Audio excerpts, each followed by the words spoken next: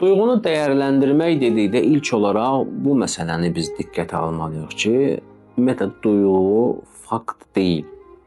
Çox zaman insanlar duyğunu bir həqiqətin özü kimi görürlər.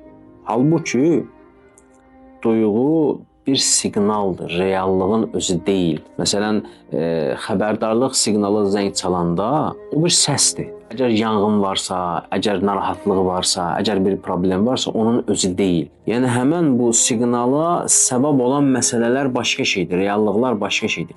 Biz duyğunun özü ilə mübarizə aparmalı deyilik. Biz duyğunu doğuran səbəbi tapmalıyıq ki, hansı səbəbdən bu duyğu məndə yarandı. Biz gücümüzü qoyuruq duyğu ilə mübarizəyə. Məsələn, insan deyir ki, mən qorxuram. Əgər qorxuruqsa, qorxu nə zaman yaranır? Qorxu o zaman yaranır ki, bir təhlükə ola.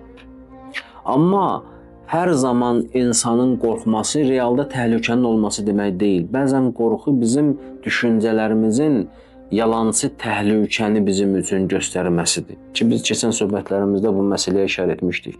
Çünki bizim emosiyalarımız nə zaman yaranır? Bizim düşüncələrimiz yarandıqdan sonra. Düşüncələr emosiyaların yaranmasına səbəb olur, duyğuların yaranmasına səbəb olur. Yəni, insan əvvəla duyğu ilə faktı bir-birindən ayırmağa başarmalıdır.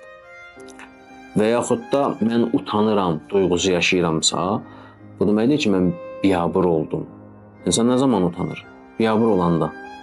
Amma hər utancaqlıq hissinin yaranması insanın realda da biabır olması demək deyil. Bəzən bu biabır olma şəklini insanın düşüncəsi onun üçün yaradır. Ona görə burada duyğunun fakt olmamasını nəzərə almaq mühüm bir məsələdir. Yəni, duyğu mənə nə deyir? Və duyğunun mənə dediyi reallıqda nə qədər həqiqətdir? Yəni, duyğu mənə təhlükə var deyirsə, doğrudan mı bu təhlükə var? Yəni, qorxu hissi yarandı məndə, qorxu hissi o deməkdir ki, təhlükə var.